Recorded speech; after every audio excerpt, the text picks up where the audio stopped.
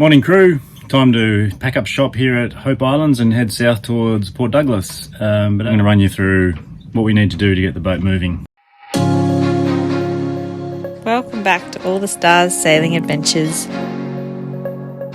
Join us, Rachel and Jess, on our Cavalier 37, All the Stars, as we live and learn about life on the water.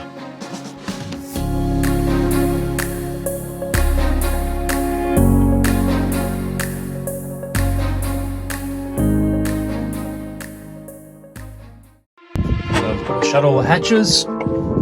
This is the forward hatch, and this one will leak the most if the waves coming over the deck.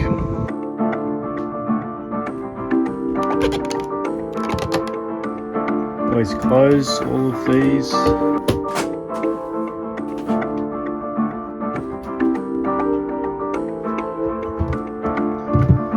turn on the sea oxygen. Another thing I do before every sail is I do a quick engine check. Drips or leaks or anything like that, so that only takes a minute. Oil level check.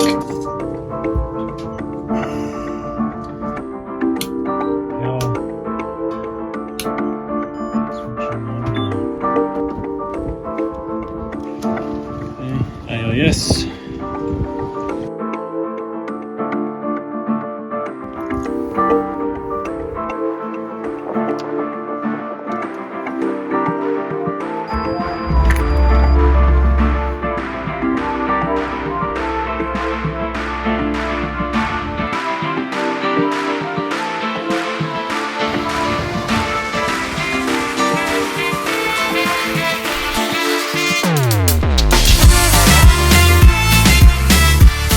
Wow, okay, that was unforeseen. I think the halyard on the furler has failed. Yeah, that Genoa let go at the halyard end at the top of the mast. I don't know why, I can't get up there to see it, obviously, it's too swelly. We're under motor now and I'm motor sailing with the main up.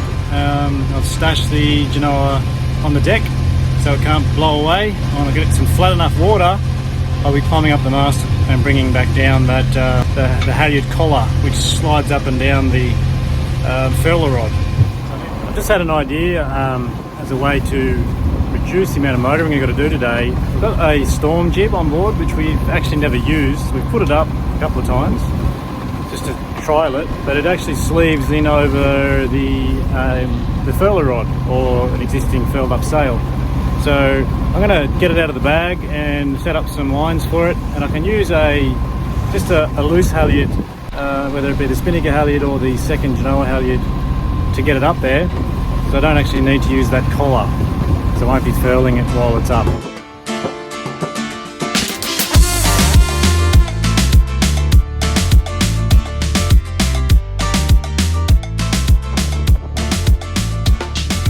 Coming into Port Douglas here, and I'm quietly hopeful I can pull up to the public jetty. Look at this!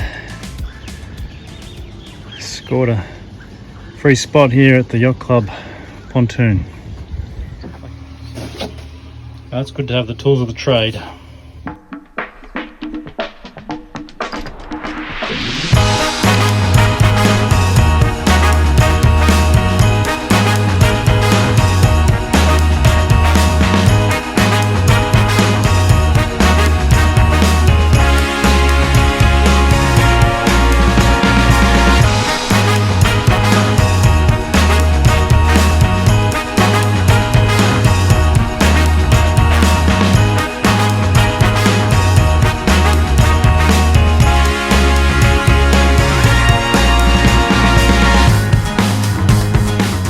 So wow, look at that.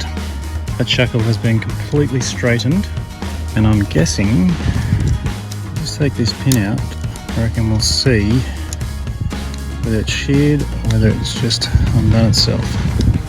It's obviously just come loose, and then that's just straightened out under pressure. Look at this, go on having a look, see whether I've got a spare. The boat father, as Rach likes to call him, Cal, of course he had a spare. So look at that. You can go straight in with a new one. We've come up against another small technical complication. So the new shackle, which is going to replace the old shackle, the pin obviously wound out of that and was able to be released. On this one, it's exactly the same as the existing one, They have a little metal pressed flange on the outside in production, I guess, to stop that pin from falling out. So that's what they call a captured pin. And the only problem is I can't get this up into the furler collar with the pin in it. I need to take the pin right out, slide it up, and then the pin comes in through some pre-drilled holes. And then we can drive it home. So in trying to get that out, past those couple of little bumps there, I'm actually starting to knurl the thread, which is damaging the thread and it's making it flatter. It's losing the pitch that it needs to go smoothly into the thread on this end. So that leaves me with the only option, actually cutting this one off with a grinder to get that out. And then, once that's out, I can use a little file, a round file, to try and remove those little burrs. And then I can put the old pin back in there, which is not ideal because this pin's been under stress and load. It'll do for now until I get a new shackle and a couple of spares. Cut the end off that. I'm going to grind those little burrs off.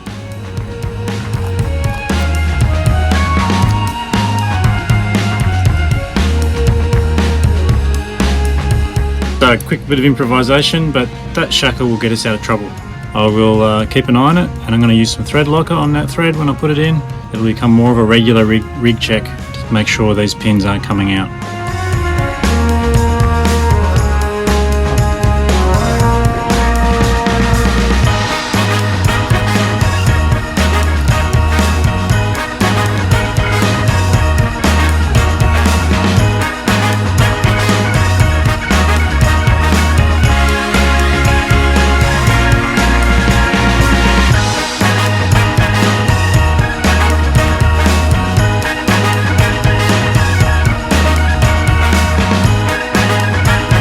If you want to support our videos, jump on to Patreon, patreon.com/allthestars.